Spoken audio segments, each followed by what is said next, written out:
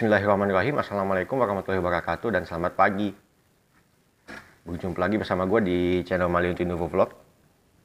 Semoga kalian yang lagi nonton video ini sehat selalu, dan yang lagi kurang sehat atau lagi sakit semoga cepat diangkat penyakitnya. Amin ya rabbal alamin. Hari ini Senin 5 Desember 2022 jam setengah 8. Gue lagi sendirian doang sih di rumah. Orang tua di rumah lagi nggak ada di rumah. Maksudnya mereka lagi ada urusan sejak jam 6 pagi tadi sampai sekarang belum pulang-pulang. Jadi daripada gabut gak tahu mau ngapain, mending gue bikin konten lagi. Kontennya apa? Jadi begini. Ada yang nanya di FB, gimana sih caranya suaranya bisa bagus waktu motovlogging? Kebetulan kan gue gabung di grup khusus Berikabi Pro 5. Kemudian ada yang mengira gue ngemod kameranya. Modif kamera yang gue maksud itu, mereka ada yang ngira gue modifnya itu kameranya gue modif dimasukin atau ditambahin jack untuk yang ukuran 3,5 mili. Jadi gue bisa colokin mic yang ukurannya 3,5 mili ke situ. Padahal enggak. Jadi yang sebenarnya gue lakukan itu, gue rekam audio dan videonya terpisah. Jadi pada saat proses editing, kameranya, audio yang ada di videonya gue matiin, terus audio yang gue masukkan sebenarnya adalah audio yang ada di HP. Gue rekam audionya itu di HP menggunakan aplikasi perekaman ASR. Jadi audio yang kalian dengar di video sebelumnya, pada saat gue mereview Revo, itu kan terbagi 3 sebenarnya. Waktu review gue cuma pakai mic internal kamera itu sendiri. Kedua, pada saat sesi test ride gue pakai mic rekam audionya terpisah. Audionya pakai aplikasi ASR, terus gue sinkronkan nanti pada saat editing pakai KineMaster Mode. Karena gue masih pemula kan, jadi ngeditnya cuma pakai itu doang sih, KineMaster Mode. Kecuali kalau gue udah punya aplikasi yang lebih bagus lagi di komputer atau laptop seperti Adobe Premiere Pro misalnya. Nah, jadi sekali lagi untuk audionya pada saat motovlogging itu cuma pakai aplikasi rekaman ASR, terus nanti gua masukin ke video pada saat editing. Jadi audio di video aslinya gua matiin. Gua nggak pakai audio di video lagi. Audionya dari HP doang, direkam bersamaan pada saat akan memulai. Jadi caranya pada saat biar sinkron, gak terlalu ribet ngeditnya, kalian tekan tombol shutter di kamera bersamaan dengan tombol record di HP. Kalaupun misalnya selisihnya agak berbeda 1 atau 2 detik misalnya, ya gak masalah. Yang penting kalian kasih penanda. Contohnya seperti ini, cek 1, 2, 3 action. Nah seperti itu. Jadi gimana caranya biar suaranya jernih, minim noise, minim suara angin? Nah coba kalian cek ini deh.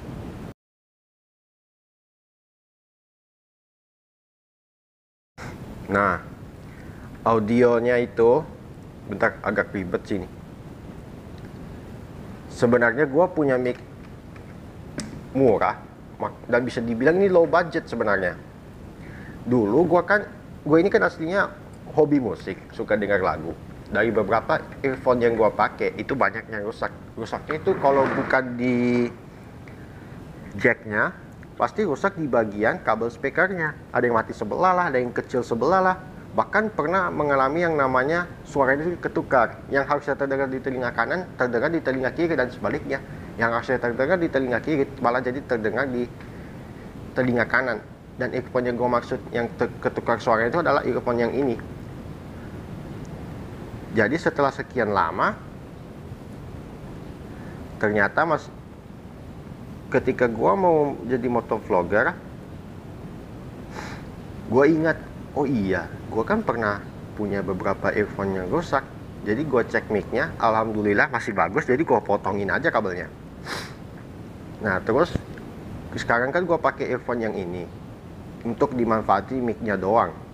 Ini langsung dicolok ke HP tanpa pakai audio splitter lagi ya, soalnya audio splitter gue itu udah pada rusak ternyata, nggak berfungsi. Nah jadi dari earphone ini mic-nya tuh sebenarnya gue taruh di sebelah sini.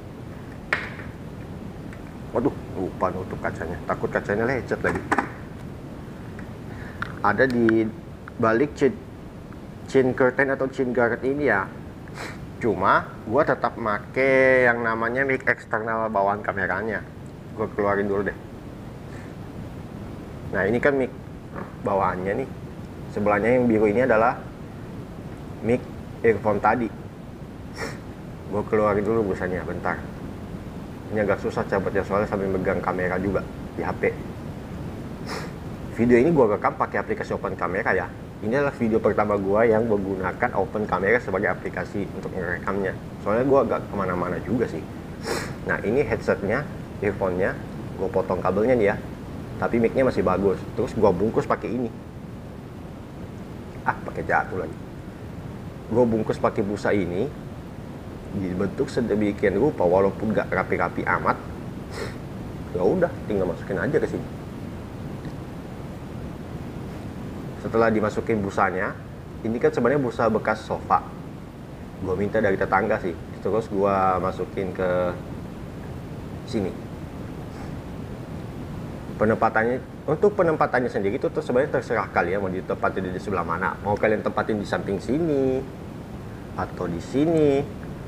Selama kalian udah redam pakai busa untuk mengurangi suara anginnya sih nggak masalah. Terus dari mic-nya ini gue langsung colok ke HP aja, gak pakai audio splitter lagi. Ini gue langsung colok ke HP, kemudian gue aktifin aplikasi ASR. Aplikasi rekaman ASR kalian bisa cari itu di Play Store. Nah kira-kira beginilah bentukan helmnya. Terus pada saat proses rekaman seperti yang gue bilang tadi, itu tekannya bersamaan ya. Bentar gue matiin lampunya dulu. Udah terang soalnya. Kalian rekam bersamaan antara tombol shutter di kamera dan tombol record di HP kalian.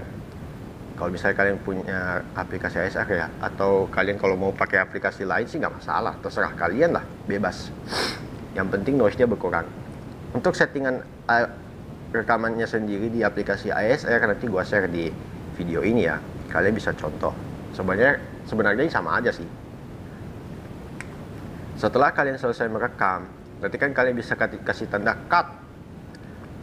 Nah, itu kalian bisa kasih tanda cut. Terus pada saat editing kalian tinggal cut di bagian situ ya, supaya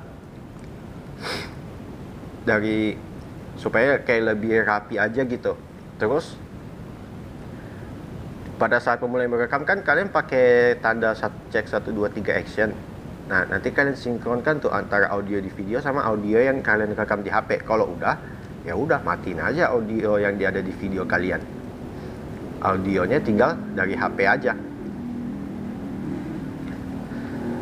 Terus untuk penempatan kabelnya sendiri karena ini agak panjang ke bawah, lebih amannya kalian masukin HP-nya ke tas lempang atau tas pinggang. Karena kabelnya ini kan lumayan panjang nih. Terus kalian tutup, tutup lagi. Terus kalian pakai jaket, itu lebih aman. Soalnya lagi pula ini untuk mencegah dari hal-hal yang tidak diinginkan. Oh iya, satu lagi. Gue mau bilang juga, ini sekarang skeleton case-nya gue taruh di tengah. Gue ingat gue punya strap bawaan dari kameranya juga. Jadi setiap pakai pembeliannya kalian dapat strap ini. Ada sepasang. Sebenarnya 2 pasang. Satu pasang itu modelnya begini. Kalian bisa lihat nih. Satu pasangnya lagi modelnya agak lebar begini. Itu bisa dikancing di belakang. Gue masukin aja nih. Karena ada rongga di bagian sini. Nah, ada rongga di bagian sini untuk masukin strapnya, talinya. Jadi gue ikat aja di tengah. Karena kemarin gue pakai mounting helm, itu agak ribet ngatur sudutnya. Ketimbang gue beli chin strapnya dijual di toko-toko online, mending gue pakai ini aja. Dan alhamdulillah view-nya bagus sih kalau di tengah sini. Udah paling benar sih sebenarnya di tengah. Cuma kemarin kan gue mau pakai base mount itu sebenarnya harusnya di tengah. Cuman sudutnya agak kurang memungkinkan aja. Nggak bisa. Kecuali kalau ditumpuk lemnya. Dan gue nggak mau numpuk lemnya itu kayak YouTuber-YouTuber lain. Karena sebenarnya tidak ada cara yang paling benar untuk penempatan kamera itu sendiri. Sekreatifnya kalian aja. Ada yang pasangnya di samping kiri sini, mungkin ada yang pasangnya di atas sini, tapi kayaknya agak ketinggian sih. Yang tantangan terbesar itu justru yang nggak punya helm full face, tapi cuma punya helm half face. Jadi ada biasanya tempelnya di samping kiri atau samping kanan. Nggak masalah sih, terserah kalian. Cuma kalau menurut gue itu kesannya kayak kepala lo dicopot, terus kepala kalian ditempelin di samping helm. Jadi kayak agak nggak enak aja view-nya, karena view-nya itu sempat kelihatan sebagian kecil dari helm yang kalian pakai itu. Itu menurut gua sih, nggak tahu deh menurut orang lain kan bisa aja beda, ya kak. Ya balik lagi ke pertanyaan yang ngira gua ngemot kameranya, padahal sebenarnya enggak. Settingannya gua itu cuma gitu doang. Sebenarnya gua nemu settingannya dari beberapa YouTuber lain. Caranya juga sama. Audionya itu cuma dari merekam di HP doang, terus disinkronkan pada saat diedit. Dan yang dari gue dengar hasilnya beberapa kali ya lumayan bagus lah, lebih bagus. Setidaknya ini bisa dibilang sebenarnya itu adalah low budget solution ketimbang kalian maksa beli GoPro sedangkan keuangan kalian itu kurang. Lagi pula kalau kalian beli GoPro itu aksesorisnya itu dijual terpisah, jadi kalian harus punya uang ekstra untuk beli aksesorisnya lagi, karena kameranya juga kan lebih mahal lagi daripada yang gua punya.